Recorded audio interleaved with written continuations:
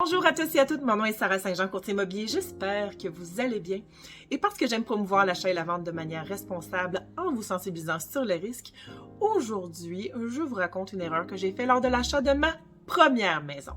Pour vous mettre en contexte, j'ai acquis ma première maison en 2016 et à l'époque, j'étais loin d'être courtier immobilier, mais j'avais la ferme intention de devenir propriétaire.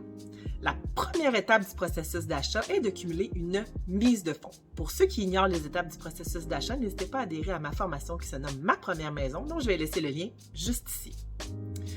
Pour cumuler ma mise de fonds, j'ai utilisé la stratégie suivante qui était de n'avoir aucune stratégie. J'ai tout simplement placé des sous dans des comptes où je croyais pouvoir avoir un excellent rendement ou peut-être bénéficier de certains crédits d'impôt.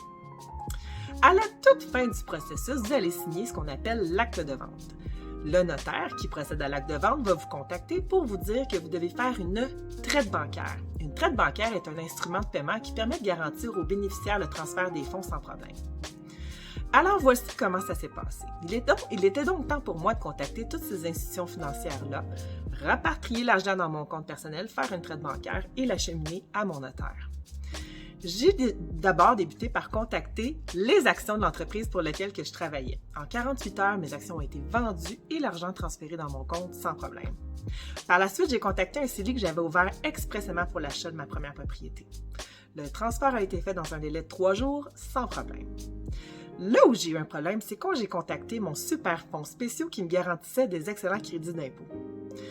Quand j'ai contacté cette institution-là pour retirer les fonds, ils m'ont avisé que je ne pouvais pas retirer ces fonds-là parce que j'étais détentrice de d'autres comptes similaires et que je devais retirer mes autres comptes similaires avant de retirer l'argent dans ce compte-là que j'avais ouvert expressément pour l'achat de ma première propriété.